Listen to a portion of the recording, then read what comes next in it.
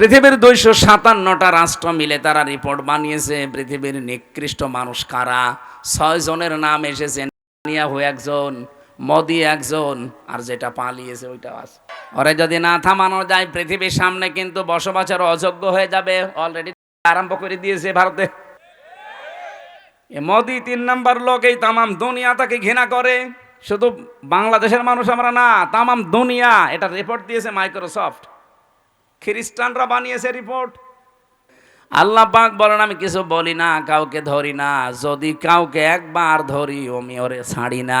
আপনি টের পাচ্ছেন এতদিন পর্যন্ত এই জালেমদের অত্যাচারে মুসলমানরা বাড়ি ঘর ছেড়ে দিয়ে পালিয়েছে, আর ওরা এখন আল্লাহর গজবে বাড়ি ঘর ছেড়ে পালাচ্ছে। এই যে ভারতে মুসলিম আমাদের বাপ দাদা যারা হাজার হাজার লক্ষ লক্ষ বিঘা জমি জায়গা তারা ওয়াকফ করেছিল মসজিদ, মাদ্রাসা, খানকা, ঈদগাহ, গোরস্থানের জন্যে, অথচ পৃথিবীর এই নিকৃষ্ট মানুষের তালিকায় যে 6 জন মানুষের নাম আছে তার ভেতরে মোদি আছে 3 নম্বরে। এ মোদি 3 নাম্বার লোক, এই তামাম দুনিয়া তাকে ঘৃণা করে। শুধু বাংলাদেশের মানুষ আমরা না, তামাম দুনিয়া। এটা রিপোর্ট দিয়েছে মাইক্রোসফট, খ্রিস্টানরা বানিয়েছে রিপোর্ট। পৃথিবীর 257টা রাষ্ট্র মিলে তারা রিপোর্ট বানিয়েছে পৃথিবীর নিকৃষ্ট মানুষ কারা। 6 জনের নাম এসেছে, নেতানিয়াহু একজন, মোদি একজন, আর যেটা পালিয়েছে ওইটাও আছে। ওটা নিজে ডাকতেও নাম বলা যাচ্ছে না। আপনি কি মনে করছেন এই মানুষগুলোকে শুধুমাত্র আমরা খারাপ বলছি? কে বলেছে? তামাম দুনিয়ার যত সৃষ্টি আছে ওদেরকে সামনে নিয়ে যান, ওরা এই নামগুলো শুনলে ঘৃণা ভরে প্রত্যাখ্যান করছে। একটু বিবেকের তাড়নায় কথা বলেছিল ভারতের একজন সেনাবাহিনীর একজন দায়িত্বশীল, তাকে আজকে নামিয়ে দিয়েছে, বাদ দিয়ে দিয়েছে। বিবেক বহির্ভূত কাজ পৃথিবীতে সবচাইতে বেশি করছে এখন ইন্ডিয়া। মুসলিমদের এই বিষয়গুলো এখন তারা ওয়াকফ আইন বাতিল করে দিয়ে নতুন করে অবৈধ আইন বানিয়ে এখন মুসলমানদের এই সম্পদগুলো সব নিয়ে নিচ্ছে। সম্পদ নিয়ে নিলে তো হয়, আগে ধরেছে তারা আল্লাহর ঘর মসজিদগুলো, একটা একটা করে সব মসজিদ তারা ভেঙ্গে গুড়িয়ে দিচ্ছে। পৃথিবীর মানুষেরা মাটির নিচে আমরা শুনি যে তারা তেল পায়, গ্যাস পায়, সোনা পায়, রূপা পায়, আর এই শয়তানরা শুধু মাটির নিচে মন্দির পায়। তাও যেখানে সেখানে মন্দির পায় না, শুধু মসজিদের নিচে। যে এই মসজিদ ভাঙ্গে বলে এখানে 500 বছর আগে মন্দির ছিল। আমরা যদি এখন বাংলাদেশে আওয়াজ তুলি যে ঢাকার স্বামীবাগে যে ইস্কন মন্দির, এটা 1000 বছর আগে মসজিদ ছিল, মেনে নেবেন? এই জন্য হিন্দু ভাইদেরকে বলবো, আজকে গোবিন্দ পরামানিকের বক্তব্য শুনেছেন, হিন্দু মহাজোটের মহাসচিব তিনি, সভাপতি। এই লোকটা জানাচ্ছে তামাম পৃথিবীর হিন্দুদেরকে আহ্বান জানায়, এই মাতাল মোদিকে আপনারা থামান। কারণ ও শুধু হিন্দুদের জন্য না, তামাম পৃথিবীর মানবতার জন্য আজ ক্যান্সার হয়ে দাঁড়িয়েছে। ওরে যদি না থামানো যায় পৃথিবীর সামনে কিন্তু বসবাসের অযোগ্য হয়ে যাবে। অলরেডি আরম্ভ করে দিয়েছে ভারতে। আরে ভাই ওখানেই থাকবে না, দেখেন 10 দিন পরে ঢুকলো বলে বাংলাদেশে। কারণ আশপাশের কোনো রাষ্ট্র এখন নিরাপদ না। কোন রাষ্ট্রের সাথে এই কোলাঙ্গারদের সম্পর্ক ভালো নেই। ওদের সম্পর্ক ভালো আছে মালদ্বীপের সাথে। যে কয়েকদিন আগে আমার এই হোসাইন মালদ্বীপ শ্রীলঙ্কা ঘুরে আসলো, সব মালদ্বীপের সাথে ওদের সম্পর্ক ভালো নেই, শ্রীলঙ্কার সাথে ভালো নেই, ভুটানের সাথে ভালো নেই, পাকিস্তানের সাথে তো নেই, আফগানিস্তানের সাথেও ভালো নেই, মায়ানমারের সাথে ভালো নেই।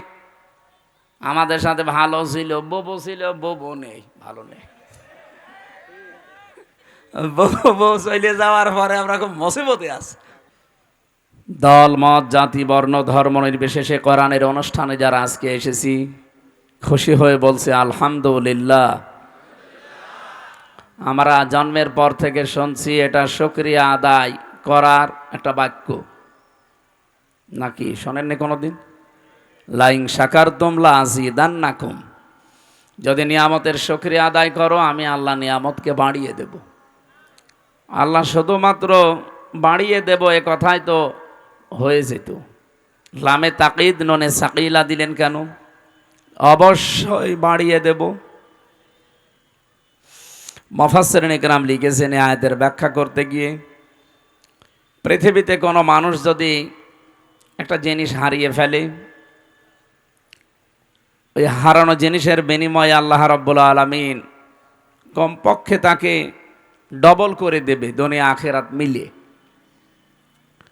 কোরআনের আয়াত এবং হাদিসের বর্ণনা অনুযায়ী পৃথিবীতে কেউ যদি একটা কষ্ট সহ্য করে, দুঃখ পায়, আর এই কষ্টটা যদি 3টা কারণে পেয়ে থাকে, তাহলে কমপক্ষে 10 থেকে 70 গুণ পর্যন্ত দুনিয়া আখিরাতে তাকে শান্তির ব্যবস্থা আল্লাহ করবে।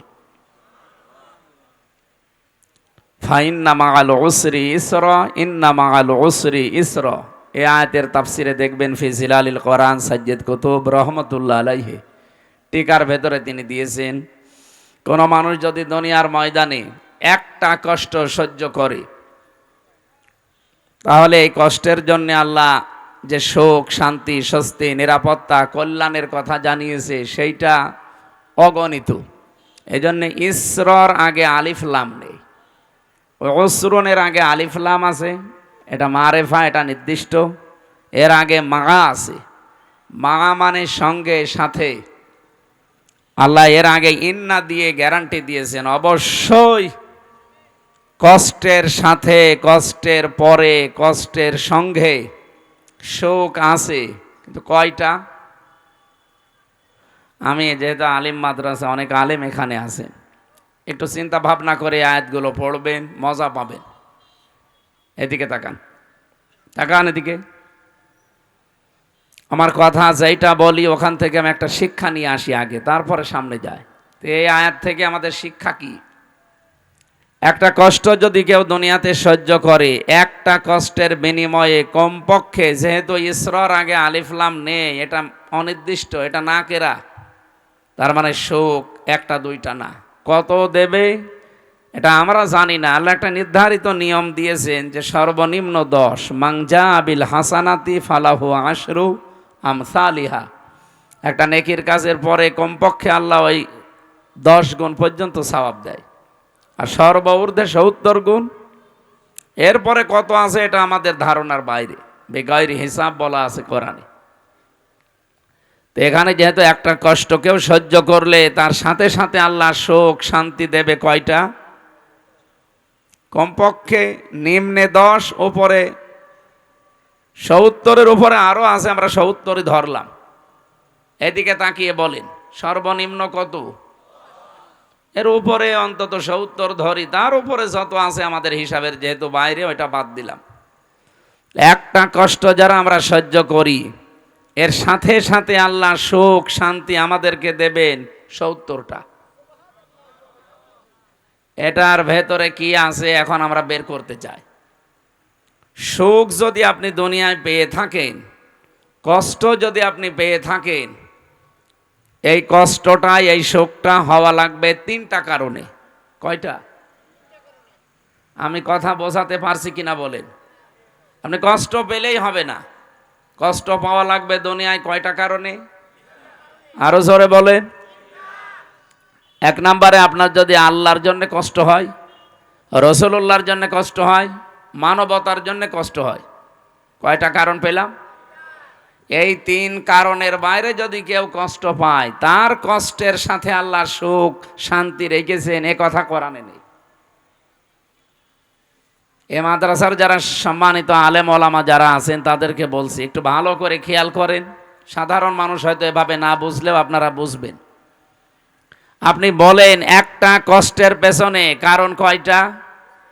আরো জোরে। আপনি 3 কারণের বাইরে যদি দুনিয়ায় কষ্ট পান, আপনার জন্য কোনো শান্তি, স্বস্তি, নিরাপত্তা, সুখ, কল্যাণ আল্লাহ রাখেন না।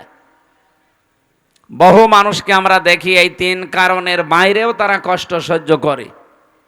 এই যে প্রেম যারা করে, ছেঁকা খায়, কষ্ট পায় না? যারা করিয়েছে, ছেঁকা খেয়েছে, একটু হাত তোলেন তো দেখি আল্লাহর ওলিরা। এই এলাকায় তো এসব নেই, আলহামদুলিল্লাহ। আপনাদের এলাকায় মাদ্রাসা আছে তো এই জন্য এসব নেই। চালাক, এই যে কে যেন বলছে চালাক মাল, ঠিকই। যাই হোক, এই কষ্টের পরে সুখ পাবেন না।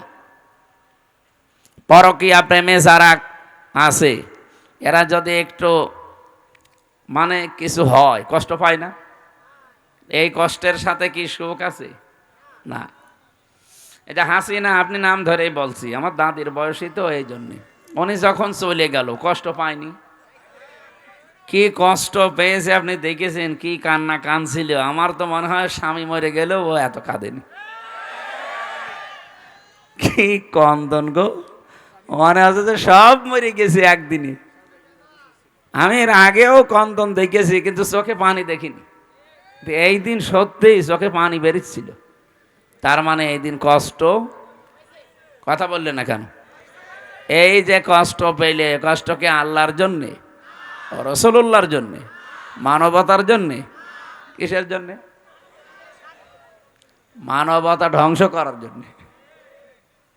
তাহলে কোরআন বলছে যারা কষ্ট পাবে, কারণ কয়টা? এখন আমরা যারা এই যে ৫৪ বছর স্বাধীন হয়েছে বাংলাদেশ, বিশেষ করে ১৫.৫ বছরে কষ্ট পেয়েছি, আমি নাম ধরেই বলছি ভাই, আমি নিজে যেহেতু ভিকটিম, আমি কষ্ট পেয়েছি। নাকি মনে করছেন আমার কোনো কষ্টই হয়নি? আরে ভাই, আমি যোগাযোগ বিচ্ছিন্ন ছিলাম ৩ বছর ফাঁসির কন্ডেম সেলের ভেতরে। জেলখানার ভেতরে আর একটা জেল আছে, তার নাম বলা হয় সেল। সেলের ভেতরে আর একটা জায়গা আছে, তার নাম ফাঁসির কন্ডেম সেল, যেখানে মার্ডার মামলার আসামি থাকে। আমি কি মার্ডার করে গিয়েছিলাম? এর ভেতরে আর একটা জায়গা আছে, তার নাম কবর সেল। এটা রাজশাহী আছে, আর যশোরে আছে, আর গাজীপুরের কাশিমপুর কারাগারের ৪ নাম্বারটায় আছে। এছাড়া আর বাংলাদেশে সেরকম কোনো জায়গায় আমি পাইনি। আমার যেহেতু বিভিন্ন জায়গায় নিয়েছে তো কষ্ট দেওয়ার জন্যে। জেলখানায় দিলে ৩ বছর না, ৩০ বছরও আমি এত কষ্ট পেতাম না। ২৪ ঘন্টা একটা রুমের ভেতরে, রুম কিসের, এদিকে ৩.৫ হাত, এদিকে ২.৫ হাত, একটা কবরের মতো। এর সামনে আবার টয়লেট দেওয়া, ওর ভেতরে খাওয়া, ওর ভেতরে গোসল, ওর ভেতরে ঘুমানো, ওর ভেতরে পড়াশোনা। এই তারপরেও যদি একটু ১০-১৫ দিন পরে বাড়িতে একটু কথা বলতে দিত যে কেউ বেঁচে আছে না মরে গেছে, না। ৩ বছর দেখা সাক্ষাৎও নেই, কথা তো নেই। অথচ সারা জেলখানার লোক যারা ফাঁসির ১০ জন ফাঁসির আসামি, মানে ১০টা মার্ডার করেছে, সেও আমার সামনে অন্তত ৭ দিন পরে পরে একবার কথা বলে, ১৫ মিনিট ২০ মিনিট করে বাড়ি। এই যে কষ্টটা আপনি দিলেন, আমার কি কিছুই হয়নি? আপনি নিজেকে একটু দাঁড় করান তো, আমার এই বয়সে, আমার তখন ৩০ বছর ছিল, এখন তো ৩৩। এই বয়সে এই কষ্টটা আমি যদি অপরাধ করে পেতাম, আমার কোনো কষ্ট লাগতো না। আমি যদি 10টা মার্ডার করে যেতাম, আমাকে কষ্ট দিতে, আমি মেনে নিতাম। তার মানে আমরা যে মামলা দিলেন, ও মামলা তো শয়তানও বিশ্বাস করে না। আমারে মামলা দিয়েছে যে আমি আনসারুল্লাহ বাংলা টিমের প্রধান সারা বাংলাদেশের, অথচ কি ও ছাতা আমি জীবনে নামই শুনিনি। আনসারুল্লাহ বাংলা টিম যে কি, এটা জীবনে আমি নামও শুনিনি। ওর আগে ওই জেলে যেয়ে শুনলাম যে আনসারুল্লাহ বাংলা টিম নামে একটা টিম আছে, ওদেরকে জঙ্গি বানিয়ে বিভিন্ন দেশের মোড়লদেরকে এই ইন্ডিয়ার প্রেসক্রিপশন অনুযায়ী এই দেশে যারা দায়িত্বে ছিল তারা দেখাতো যে এই দেশে জঙ্গি আছে। অথচ এই যে ডিএমপি কমিশনার এখন আমাদের ঝিনাইদহ বাড়ি, শেখ সাজ্জাদ হোসেন, মানে 3 দিন আগে জানিয়েছে যে বাংলাদেশে জঙ্গি বলে কিছু নেই, এগুলো সব নাটক ছিল। কারণ একজন মহিলা নাটক লিখত, আর কাউন্টার টেররিজমের ডিবিতে যারা কাজ করে তারা এগুলো সব মন্তস্থ করত। যেহেতু যিনি নাটক লিখবে তিনি পালিয়েছে, তে নাটক লিখবে কে? আর যারা মন্তস্থ করবে তারাও তো পালিয়েছে। যারে তারে নিয়ে যেয়ে জঙ্গি বানিয়ে দেয় না, শুধুমাত্র যারা ইসলামপন্থী, যারা আলেম ওলামা, এদেরকে হয়তো নিয়ে যেয়ে 1 মাস 2 মাস 1 বছর 2 বছর গুম করে রাখে। ওই মিনি আয়না ঘর আছে, বিগ আয়না ঘর আছে, এখানে নিয়ে যেয়ে রাখে মাটির নিচে। 1-1.5 মাস 2 মাস 2 বছর 5 বছর পরে বের করবে, এত বড় বড় নখ হয়ে যায়। আমি নিজেও তো 10 দিন ছিলাম, প্রথমে দেখেছি ওই যে দেওয়ালে লিখে রাখে, এই বড় বড় নখ দিয়ে লিখে রাখে যে ভাই কেউ যদি বাইরে যেতে পারেন এই নাম্বারটায় অন্তত জানাবেন যে আমি বেঁচে আছি। সে লোকটা জানে না যে এটা কোন বছর চলছে, এটাতে 2025 সালও জানে না। এমনকি লোকটা জানে না যে এখন কয়টা বাজে বা এটা কোন মাস চলছে, কি বার, এটা কি দিন না রাত, এখন কি সূর্য উঠেছে না রাতের গভীর, ওর কিচ্ছু জানা নেই। আমিও তো 10 দিন জানি না যে আমি কি সূর্যের আলো কোনোদিন দেখতে পারবো, সূর্যের আলো কেমন হয়, 10 দিনেই মনে হয় আমি ভুলে গেছি। তাহলে বলেন তো, যে লোকটা 10 বছর 12 বছর পড়ে আছে একটা ঘরে এভাবে, তাও হাতের সাথে পায়ের সাথে শিকল লাগানো, আপনি নিজেকে ওই জায়গায় দাঁড় করান তো কেমন লাগে আপনার? এই যে নখ তোলে যে সমস্ত জিনিস দিয়ে মেশিন, এগুলো আমাকে দেখিয়েছিল যে এগুলো আমরা দিয়ে নখ তুলি। আমার আগে ছাত্র দলের এক ভাইকে নিয়ে গেল, ও নখ তুলবে। এরকম একটা চেয়ার আছে, চেয়ারে বসিয়ে হাতের সাথে পায়ের সাথে ক্লিপ লাগিয়ে দেয়, গলার সাথে একটা বেল্ট লাগিয়ে দেয় যেন আপনি নড়তে না পারেন। একটা মেশিন আছে, ওইগুলো নিয়ে এসে হাতে আর পায়ের কাছে ধরে, একটা টিপ দেওয়ার পরে একবারে আপনার এই হাতে আর পায়ের 20টা নখ খুলে চলে আসবে। আরে নখ খুলে আসলে তো ছেড়ে দিলে তো হয়, ওর উপরে তখন ওই যে পাতলা মিহি যে লবণ আছে না, মোল্লা সল্ট, ওইটা ছিটিয়ে দেয়। আপনার শুনতে এমন লাগছে, তাহলে আমার কেমন লাগিয়েছে বলেন তো? শিবিরের সভাপতি ছিল দেলাওয়ার ভাই, ওনার একটা নখও পায়নি, প্রত্যেকটা তুলে লবণ দিয়েছে। অথচ উনি সেন্সলেস, জানে না যে আমি মরে গেছি না বেঁচে আছি। তার আছে না পাতলা আছে মিহি তার, তার গরম করে লাল হয়ে যায়, তখন লজ্জাস্থানে ঢুকিয়েছে।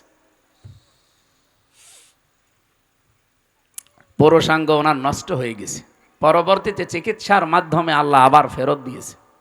আমার সামনে বলছিল রিমান্ডে ওই আসাদুজ্জামান, এটা কোলাঙ্গার, এই কাউন্টার টেরোরিজমের প্রধান ছিল, এবং ডিসি আব্দুল মান্নান,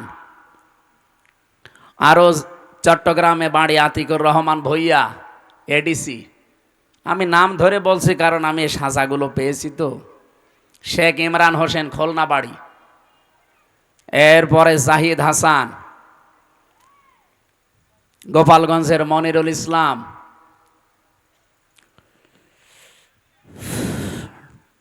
ওই সময় ডিসি ছিল নজরুল ইসলাম মোল্লা, ডিবির এডিসি ছিল মশিউর রহমান। নামগুলো শুনলে একটু শান্তি লাগছে না, যে কত সুন্দর সুন্দর মুসলমানের নাম, অথচ এই মানুষগুলো আল্লাহ একজন আছে, আমার এই যে মরা লাগবে এটা বিশ্বাস করে না। আল্লাহর ভুল ধরতো আমার সামনে, কোরআনের আয়াতের বিভিন্ন বাংলা কটিশন বলতো যে আল্লাহর এটা ঠিক হয়নি, আল্লাহরে যে মানে না, তাই আমারেও ছাড়বে? এই 10 দিনে যে আমি কত গালি খেয়েছি আমার মা বাবা তুলে, আমি জানি আর আল্লাহ জানি। আর সাইদি সাহেবকে মনে হয় প্রতিদিন 50টা করে গালি দেয়। মামলা আমারে দিয়েছেন, আমার যদি দোষ থাকে আপনি খোঁজ করে বের করেন, আমারে কিছু বলেন, সাইদি সাহেবের গালি দেন কেন? এই মানুষগুলো একটা শুধুমাত্র এভাবে বসিয়ে রাখবে, একটা সুইচে টিপ মারলে 1 মিনিটে আপনি 120 বার ঘুরবেন, আপনার মাথার মগজ উলট পালট হয়ে যাওয়ার কথা না? ওই বাইরে যখন নিয়ে এসে আমার পাশের রুমে দিল, কি চিৎকার করে কান্না!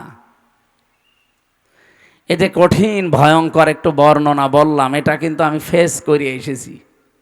এজন্য এখন আমার বুকে ব্যথা, মাজায় ব্যথা, পিঠে ব্যথা, ডায়াবেটিস, এগুলো একটা রোগও আমার ছিল না, সব এই জেলখানায় 3 বছরে হয়েছে।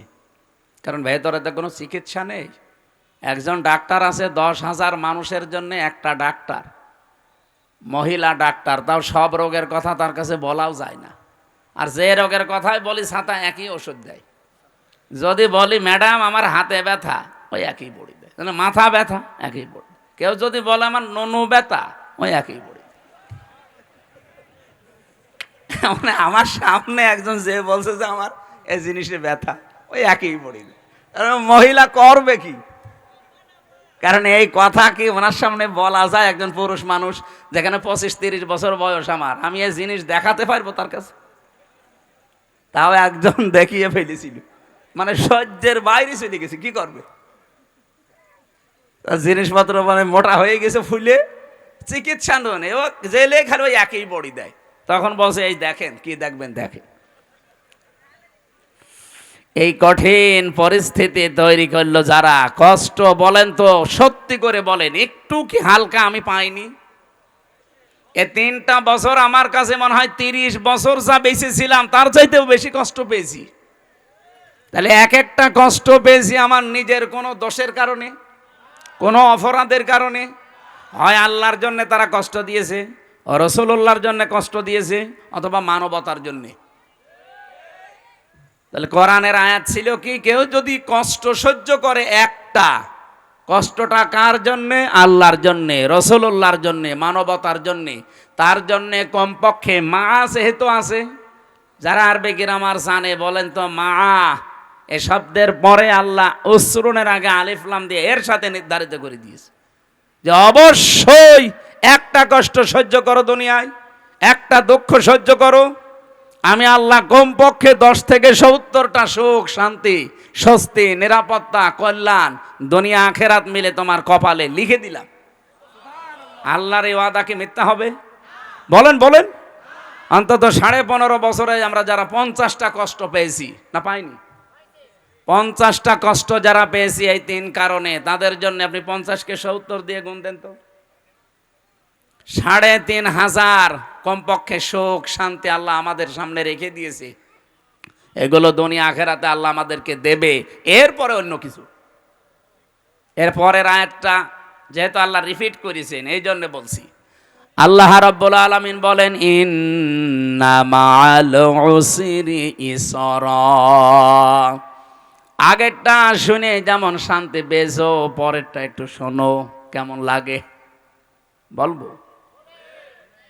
পরেরটা আল্লাহ জানাতে চেয়েছেন, দুনিয়া থেকে যদি একটা সুখ ভোগ করে, একটা সুখ যদি কেউ শান্তি ভোগ করে দুনিয়ায়, আর ওই সুখ যদি অবৈধ সুখ হয়, আবার তাকান এদিকে, আপনি সুখ ভোগ করলে অশান্তি পাবেন দুনিয়ায়, বিষয়টা এমন না। সুখ যদি হয় অবৈধ সুখ, এ শান্তিটা যদি অবৈধ শান্তি হয়ে থাকে, একটা সুখ শান্তি ভোগ করার বদলে এর সাথেও যেহেতু মা আছে, আপনি অবশ্যই দুনিয়াতে কমপক্ষে 10 থেকে 70টা অশান্তি দুনিয়ায় পাবেন। আগেরটা শুনে তো ভালোই লাগছিল, ছাতা পরেরটা বললে তো কেমন লাগছে। দুনিয়াতে আপনি একটা সুখ ভোগ করছেন, কিন্তু সুখটা অবৈধ সুখ। ও নওগাঁবাসী, ইমান থেকে বলবেন, যদি থেকে থাকে আপনার বিবেকে যদি কাজ করে, 15.5 বছরে যারা ছিল তারা সুখ পায়নি। এক কথা বলছে না কেন? এ সুখটা কি বৈধ সুখ না অবৈধ? আপনি সুখ ভোগ করবেন, করেন, কিন্তু বৈধভাবে করেন। এ 15.5 বছরে 3 বার যারা ভোট করে নাম দিয়ে আপনি গেলেন ক্ষমতায়, সুখ পেলেন। আপনি তো ভোট করে যাননি, কারণ আমি নিজে ভিকটিম। 33 বছর বয়স এখন আমার। 18 বছর থেকে যদি ভোট দিতে আরম্ভ করতাম, আমি 3 বার ভোট দিতে পারতাম, একবারও পারি নাই। তার মানে 3 বার যারা ছিল বৈধ না অবৈধ? বলেন বলেন। এ অবৈধ ভাবে থেকেও কি তারা সুখ পায়নি? আপনি কি এত আসতে বলেন কেন? যারা অবৈধ সুখ পেয়েছেন, যদি মনে করেন 50টা সুখ আপনি ভোগ করেছেন, এক একটা সুখে যদি কমপক্ষে 70টা করে দুঃখ আপনার কপালে থাকে, হিসাব করে আগেরটা যেমন দিলেন, এবার বলেন কত হয়? 3500। আমি কোরআন মাথায় নিয়ে বলতে পারবো, আল্লাহর কথা 100 ভাগ প্রতিফলন হবেই। আপনি বিশ্বাস না করতে পারেন, আমি 100 ভাগ বিশ্বাস করি, কারণ এর ভেতরে কোনো সন্দেহ নেই, সন্দেহর লেশ মাত্র। যালিকাল কিতাবু লা রাইবা ফীহি। আল্লাহ পাক বলেন, আমার এই কোরআনের ভেতরে যত তথ্য দেওয়া আছে, সন্দেহের অবকাশও নেই। মিথ্যা তো দূরের কথা। তাহলে বাস্তবে যেটা বললাম কোরআন দিয়ে আপনি এবার নিজের জীবনে মিলাবেন। মাস্ট বি দুনিয়ায় যারা অবৈধ সুখ ভোগ করেন, এই যে পরকীয়া প্রেমে যারা আছে তারা কি সুখ পায় না? সুখ না পেলে 2-3টা ছেলে মেয়ে রেখে চলে যায়। ও মনে হয় গিয়েছে। এত জোরে বলেন কেন? এলাকায় যদি কেউ অবৈধ সুখে থাকেন, এই মুহূর্তে আপনি থেমে যান। আর সুখ আপনি হয়তো কিছু পাচ্ছেন, কিন্তু এক একটা অবৈধ সুখের কারণে কমপক্ষে 70টা দুঃখ সামনে আপনার অপেক্ষা করছে। সুতরাং এই প্রেম ছেড়ে দেওয়া লাগবে, পরকীয়া প্রেম। যারা রাজি আছেন হাত তোলেন তো। এই কার সাথে লাইন আপনার? বিয়ে করেছেন? বিয়ে করলে তো আপনার আর লাইন করার দরকার নেই। আমি এখান থেকে একটা শিক্ষা দিতে চাই, যেহেতু রেকর্ড হচ্ছে, এটা জাতির জন্যে বলবো। এটা আমার অন্য দিকে নিয়েছেন না, যে হুজুর যা বলো সব আমার গায়ে লাগে। যেহেতু অবৈধ সুখ ভোগ করলে এক একটার জন্য শাস্তি কয়টা? আরো জোরে। তাহলে এতদিন যারা এগুলো করেছে তাদের এখন শাস্তি আপনি দেখতে পাচ্ছেন। এত কিছু তারা করেছিল, এখন ভোগ করতে পারছে না। কয়েকদিন আগে সিঙ্গাপুরে ছিলাম, মালয়েশিয়া, কয়েকটা দেশ ঘুরছিলাম। দেখি এই দেশ থেকে যারা পালিয়ে গেছে ওরা কিন্তু ওই দেশে সাহেব পাড়া বানিয়েছে, সেকেন্ড হোম ওদের আছে, তো থাকতে পারে না, তালা লাগানো থাকে হচ্ছে হোটেলে। আমি যেই হোটেলে উঠেছিলাম, নিচে নেমে দেখি 2 শয়তান চা খাচ্ছে। কি গো? হুজুর আমরা আগেই পালিয়েছি। আপনি পালাইলেন কেন? আপনার না 620টা বাড়ি। ওই যে চট্টগ্রামের একজন ছিল না, কি মন্ত্রী যেন, ভূমি মন্ত্রী, 620টা বাড়ি আছে শয়তান। একজনের বাড়ি লাগে কয়টা বলেন তো? আমার বাবার একটা বাড়ি, তাই আমি থাকার সময় পাই না। আর শয়তানে 5 বছরে 620টা বাড়ি বানিয়েছে। আমার মনে হয় এই 9 মাস যদি থাকতো ও আরো 200 বাড়ি বানাইতো। বানিয়ে কি করলেন? একটাও তো থাকতে পারেন না। এখন এই যে হোটেলে থাকা লাগে, কয়দিন থাকবেন এভাবে? সাহেব পাড়ায় থাকতে পারেন না, হলে থাকবো ওখানে। বাংলাদেশের 20 লাখ মানুষ এই মালয়েশিয়া আছে, আমার পিটিয়ে ভর্তা বানিয়ে ফেলবে। অবৈধ সুখ যারা ভোগ করেছেন, আল্লাহর কসম, এক একটা অবৈধ সুখের জন্য 70টা করে অশান্তি পাবেন দুনিয়া আখেরাত মিলে। এর বাস্তব প্রমাণ আমার কুষ্টিয়ার হানিফ আর ইনুর বাড়ি। ওই আগস্টের 5 তারিখে বিকাল বেলা তো একটা নাজিল হয়েছিল আযাব, আবার এই ফেব্রুয়ারির 5 তারিখে আযাবুল বুলডোজার নাজিল হয়েছে, পুরাটা মিশিয়ে দিয়েছে। অথচ কি দাপট ছিল দেখেছেন? আগস্টের 5 তারিখের আগ পর্যন্ত দাপট কি গো! ক্ষমতা ভোগ করেছে, কিন্তু ওটা কি বৈধ না অবৈধ? আমরা চাই আপনাদের, আমি হিতাকাঙ্ক্ষী, কে কোন দল করেন এখন আমার সব চিন্তাবাদ, কারণ আমি কোরআনের আলেম। কোরআন যেহেতু সবার, আমিও এখন এক কথা বলেন না কেন? কেউ নিজের দিকে টেনে কথা বলবেন না, আমি সবার জন্য বলছি। যেহেতু অবৈধ সুখ ভোগ করলে কি হয় আমরা এখন হাড়ে হাড়ে টের পাচ্ছি, দেখতেও পাচ্ছি। আগামীতে যারা চেয়ারে বসবেন, এই চেয়ারে কেউ যেন বসে অবৈধ সুখ ভোগ করতে না পারে। আর এর জন্য কেন নিয়ম আছে কিছু। এই জন্যই তো ছাত্ররা জীবন দিয়েছে, চেষ্টা যেন অন্তত নিরপেক্ষভাবে মানুষ চেয়ারে বসতে পারে। আপনি যদি এই কাজগুলো না করে আবার বলেন যে চাই, কি চান? নির্বাচন চাই, দিয়ে দিলাম, কি হবে? দিনের ভোট, রাতে হবে। আমি যা বলছি যদি একটা কথা মিথ্যা প্রমাণ করতে পারেন, আমি এখনই বন্ধ করে দেব। সংস্কার না করে যদি আপনি আবার এখনই নির্বাচন আজকেই দিয়ে দেন, নির্বাচন হবে কিন্তু ওই 24 সালের মতো। দিনের ভোট রাতে হয়ে যাবে, আমি গ্যারান্টি দিয়ে বলতে পারি। কারণ এই যে বাংলাদেশের যে কয়টা ডিসি, যে কয়টা এসপি, যে কয়টা টিওনো, যে কয়টা ওসি, সেগুলো আছে, শুধু চেয়ার পাল্টিয়েছে। নওগাঁর ডিসি গেছে কুষ্টিয়ায়, কুষ্টিয়ারটা কুমিল্লায়, কুমিল্লারটা চট্টগ্রাম, মাল তো একই আছে, খালি জায়গা পাল্টিয়েছে।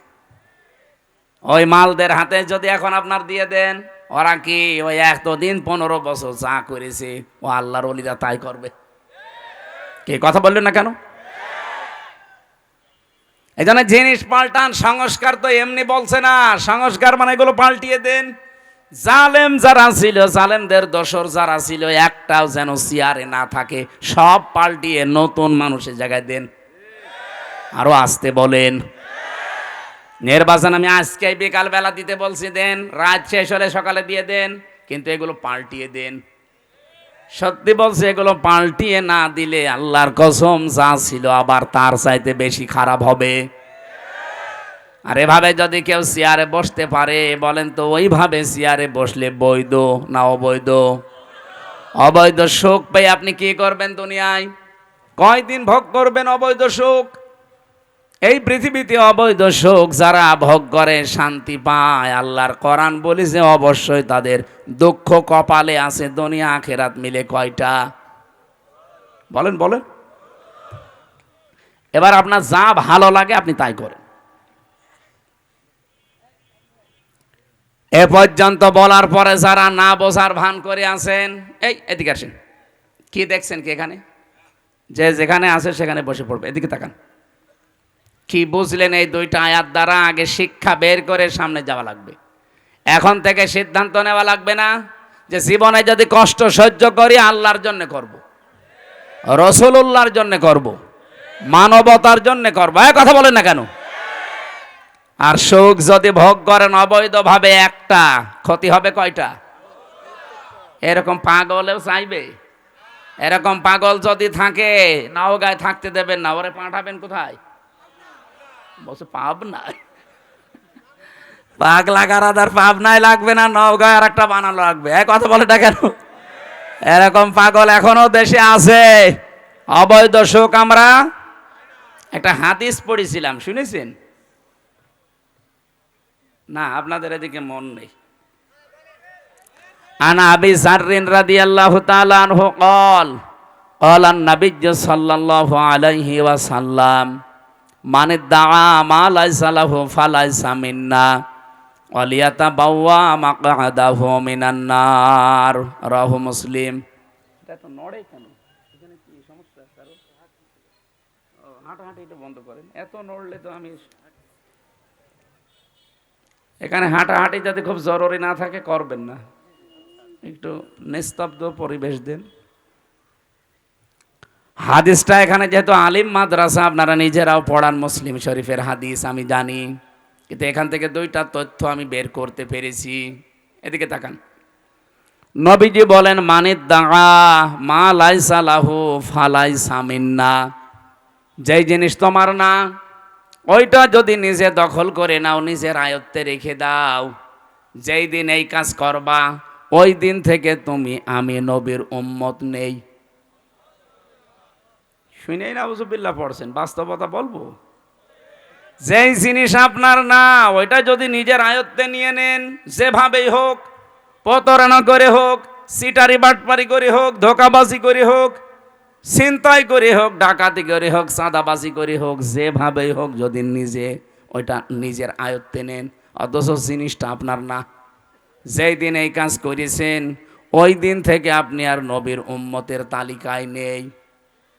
নওগাঁবাসী বিবেক দিয়ে বলেন, যদি কেউ নবীর উম্মত না থাকে, সে হয় ইহুদি, খ্রিস্টান, মুশরিক, মাজুসি। কথা বলছেন? 4,500 ধর্মের লোক এখন দুনিয়ায় আছে। আমি বাইরের দেশগুলোতে গিয়ে মিশেছি তাদের সাথে।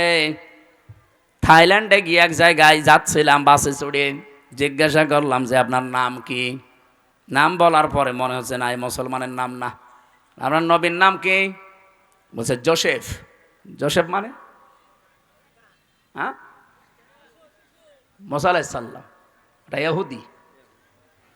আর একজনের সাথে সিঙ্গাপুরে দেখা হয়েছিল, জিজ্ঞাসা করলাম আপনার নবীর নাম কি? বলছে যিশু।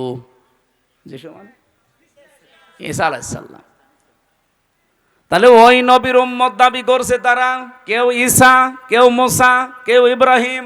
ওরা ইব্রাহিম নবীর নামও পাল্টিয়ে দেখে আব্রাহাম। বিভিন্ন নাম তারা পাল্টিয়ে দিয়েছে, কিন্তু জিনিস তো আমরা যারে মোসা বলি, যারা ঈসা বলি, যারা ইব্রাহিম বলি। তাহলে ওরা আমাদের নবীর উম্মত কিন্তু দাবি করছে না। জিজ্ঞাসা করলে তো বলে না যে আমার নবীর নাম মুহাম্মাদুর, বলে না, বলে না। কারণ ওরা নবীকে স্বীকার করে না, ওরা স্বীকার করে ওই সমস্ত জায়গাকে। যদিও তারা মোসা নবীর আদর্শের ওপরেও নেই, যদি তারা ইব্রাহিম নবী ঈসা নবীর আদর্শের ওপরেও নেই। এই পৃথিবীতে এখন যে ইহুদি দাবি করছে এটা বিশ্ব একটা বেহায়া, বেলজ্জা, এবং এরা নাফারমান সবচাইতে পৃথিবীতে বড়। কারণ ওরা নবীর নাম বলে কিন্তু নবীর আদর্শ ওদের ভেতরে নেই। ওরা ইহুদিরা মোসা নবীকে বলে আমাদের নবী যোসেফ, কিন্তু কোনোদিন মোসা নবীর আদর্শ ওদের জীবনে আছে? 1940 সালে ওদেরকে থাকতে দিয়েছিল দয়া করে, খালি পায়ে খালি গায়ে সারা দুনিয়া ঘুরছিল, কেউ নেয়নি। দয়া করে মানবিকতার খাতিরে থাকতে দিয়েছিল, আর শয়তানরা এখন তাদেরকে এই দেশ থেকে তাড়িয়ে দিচ্ছে। আল্লাহ ধরে না, ধরে না, এবার ধরেছে। ইন্না বাতশা রাব্বিকা লাশাদীদ ইন্নাহু হুয়া ইউবদিউ ওয়া ইউঈদ। আল্লাহ পাক বলেন আমি কিছু বলি না, কাউকে ধরি না, যদি কাউকে একবার ধরি আমি ওরে ছাড়ি না। আপনি টের পাচ্ছেন এতদিন পর্যন্ত এই জালেমদের অত্যাচারে মুসলমানরা বাড়ি ঘর ছেড়ে দিয়ে পালিয়েছে, আর ওরা এখন আল্লাহর গজবে বাড়ি ঘর ছেড়ে পালাচ্ছে। কত উন্নত প্রযুক্তির মেশিন লাগিয়েছে তারা, পানি দিচ্ছে লেভানোর জন্য, কিন্তু না যত দেয় তত আরো চলে। কারণ আর হামজা লাগায়নি, আগুন লাগিয়েছে কে?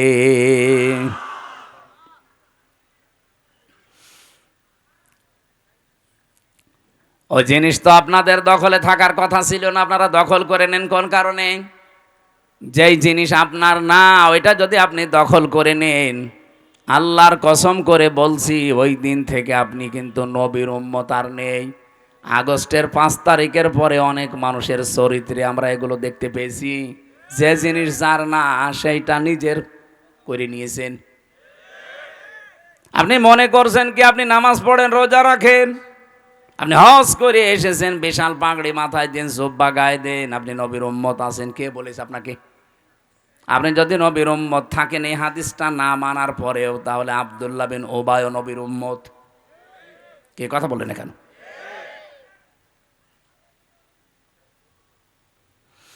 এই যে ভারতে মুসলিম আমাদের বাপ দাদা যারা হাজার হাজার লক্ষ লক্ষ বিঘা জমি জায়গা তারা ওয়াকফ করেছিল মসজিদ, মাদ্রাসা, খানকা, ঈদগাহ, গোরস্থানের জন্যে, অথচ পৃথিবীর এই নিকৃষ্ট মানুষের তালিকায় যে 6 জন মানুষের নাম আছে, তার ভেতরে মোদি আছে 3 নম্বরে। এ মোদি 3 নম্বর লোক। এই তামাম দুনিয়া তাকে ঘৃণা করে। শুধু বাংলাদেশের মানুষ আমরা না, তামাম দুনিয়া। এটা রিপোর্ট দিয়েছে মাইক্রোসফট, খ্রিস্টানরা বানিয়েছে রিপোর্ট। পৃথিবীর 257টা রাষ্ট্র মিলে তারা রিপোর্ট বানিয়েছে পৃথিবীর নিকৃষ্ট মানুষ কারা। 6 জনের নাম এসেছে, নেতানিয়াহু একজন, মোদি একজন, আর যেটা পালিয়েছে ওইটা আছে। ওটা নিজে ডাকতেও নাম বলা যাচ্ছে না। আপনি কি মনে করছেন এই মানুষগুলোকে শুধুমাত্র আমরা খারাপ বলছি? কে বলেছে? তামাম দুনিয়ার যত সৃষ্টি আছে ওদেরকে সামনে নিয়ে যান, ওরা এই নামগুলো শুনলে ঘৃণা ভরে, প্রত্যাখ্যান করছে। একটু বিবেকের তাড়নায় কথা বলেছিল ভারতের একজন সেনাবাহিনীর একজন দায়িত্বশীল, তাকে আজকে নামিয়ে দিয়েছে, বাদ দিয়ে দিয়েছে। বিবেক বহির্ভূত কাজ পৃথিবীতে সবচাইতে বেশি করছে এখন ইন্ডিয়া। মুসলিমদের এই বিষয়গুলো এখন তারা ওয়াকফ আইন বাতিল করে দিয়ে নতুন করে অবৈধ আইন বানিয়ে এখন মুসলমানদের এই সম্পদগুলো সব নিয়ে নিচ্ছে। সম্পদ নিয়ে নিলে তো হয়, আগে ধরেছে তারা আল্লাহর ঘর মসজিদগুলো, একটা একটা করে সব মসজিদ তারা ভেঙ্গে গুড়িয়ে দিচ্ছে। পৃথিবীর মানুষেরা মাটির নিচে আমরা শুনি যে তারা তেল পায়, গ্যাস পায়, সোনা পায়, রূপা পায়, আর এই শয়তানরা শুধু মাটির নিচে মন্দির পায়। তাও যেখানে সেখানে মন্দির পায় না, শুধু মসজিদের নিচে। যেই মসজিদ ভাঙ্গে বলে এখানে 500 বছর আগে মন্দির ছিল। আমরা যদি এখন বাংলাদেশে আওয়াজ তুলি যে ঢাকার স্বামীবাগে যে ইস্কন মন্দির, এটা 1000 বছর আগে মসজিদ ছিল, মেনে নেবেন? এই জন্য হিন্দু ভাইদেরকে বলবো, আজকে গোবিন্দ পরামানিকের বক্তব্য শুনেছেন, হিন্দু মহাজোটের মহাসচিব তিনি, সভাপতি। এই লোকটা জানাচ্ছে তামাম পৃথিবীর হিন্দুদেরকে আহ্বান জানাই, এই মাতাল মোদিকে আপনারা থামান। কারণ ও শুধু হিন্দুদের জন্য না, তামাম পৃথিবীর মানবতার জন্য আজ ক্যান্সার হয়ে দাঁড়িয়েছে। ওরে যদি না থামানো যায়, পৃথিবীর সামনে কিন্তু বসবাসের অযোগ্য হয়ে যাবে। অলরেডি আরম্ভ করে দিয়েছে ভারতে। আরে ভাই, ওখানেই থাকবে না, দেখেন 10 দিন পরে ঢুকলো বলে বাংলাদেশে। কারণ আশপাশের কোনো রাষ্ট্র এখন নিরাপদ না। কোন রাষ্ট্রের সাথে এই কোলাঙ্গারদের সম্পর্ক ভালো নেই। ওদের সম্পর্ক ভালো আছে মালদ্বীপের সাথে। যে কয়েকদিন আগে আমার এই হোসাইন মালদ্বীপ শ্রীলঙ্কা ঘুরে আসলো, সব মালদ্বীপের সাথে ওদের সম্পর্ক ভালো নেই, শ্রীলঙ্কার সাথে ভালো নেই, ভুটানের সাথে ভালো নেই, পাকিস্তানের সাথে তো নেই, আফগানিস্তানের সাথেও ভালো নেই, মায়ানমারের সাথে ভালো নেই। আমাদের সাথে ভালো ছিল, ববু ছিল, ববু নেই, ভালো নেই। ববু চলে যাওয়ার পরে আমরা খুব মুসিবতে আছি। একজন বলছে ঠিক,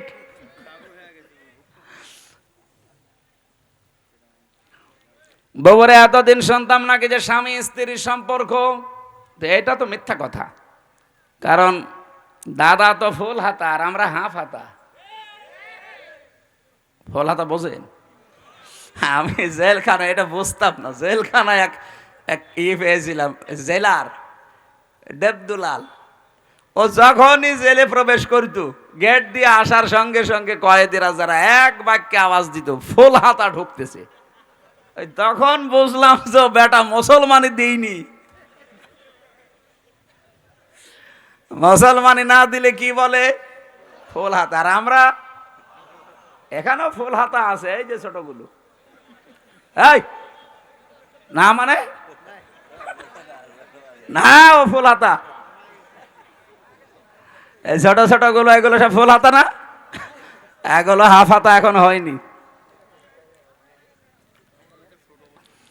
যাই বলেন, এতদিন পর্যন্ত মিথ্যা কথা ছড়িয়েছেন এই 15 বছর যে আমাদের স্বামী স্ত্রীর সম্পর্ক না, এটা আর বলবেন না, এটা সম্ভব না। কারণ আমাদেরটা যাই হোক, অন্তত হাসি কথা বলছেন না কেন? আর দাদা তো জীবনে যদি এখন মুসলমানি দেওয়া লাগে, এই বুড়ো বয়সে আপনি হাজাম পাবেন কোথায়?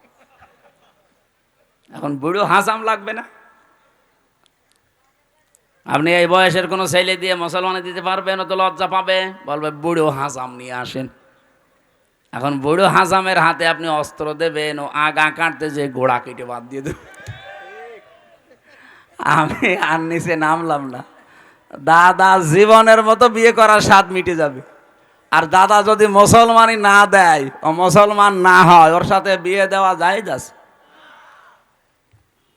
আমরা আহ্বান জানাচ্ছি গোবিন্দ পরামানিক সাহেবের সাথে তামাম দুনিয়ার সব হিন্দুরা একজোট হয়ে লোকটাকে থামান। অন্তত আমরা সবাই, যেহেতু প্রতিবেশী পাল্টানো যায় না। আমরা চাই সবাই মিলেমিশে অন্তত দুনিয়ার জীবনটা পার করি। কেউ থাকবো না আমরা। আপনি হিন্দু হন, খ্রিস্টান হন, মুসলমান হন, যাই হন, আর 100 বছর পরে এই পৃথিবীর জমিনে কেউ থাকবেন না। সব মাটির নিচে আগুনে পুড়ে শেষ হয়ে যাবেন। পরবর্তীতে নতুন প্রজন্ম এসে এখানে আবার চাষ করবে। এই কথা বলছেন না কেন? সুতরাং আমরা যেই কয়দিনই আছি, শান্তি, স্বস্তি, নিরাপত্তা নিয়ে থাকতে চাই। কথা বলেন না কেন? আর আমাদের নিরাপত্তা দেওয়ার একচ্ছত্র মালিকানা মোদির, আমেরিকার। কার? আরো জোরে বলেন কার? এই শিরিকটা বাংলাদেশে আছে। এই জন্য আমি স্মরণ করাচ্ছি। অনেকে এখন বিভিন্ন দিকে ঝুঁকতেছে, কেউ রাশিয়ার দিকে, কেউ আমেরিকার দিকে, কেউ দাদার দিকে তো ঝুঁকেই আছে, কেউ চীনের দিকে। না, পৃথিবীর কেউ নিরাপত্তা দেওয়ার মালিক না, তার নিজেরই নিরাপত্তা নেই। নিরাপত্তা শুধুমাত্র দিতে পারে আমার আল্লাহ। আর আল্লাহ কাদেরকে দেবেন? কোরআনে কারিমে সূরা আনআম 7 নাম্বার পারা 17 নাম্বার পৃষ্ঠার প্রথম নাম্বার লাইনের 82 নাম্বার আয়াতে আছে, আল্লাযীনা আমানু ওয়া লাম ইয়ালবিসু ঈমানাহুম বিযুলমিন উলাইকা লাহুমুল আমনু ওয়া হুম মুহতাদুন। বলেন আল্লাহু আকবার।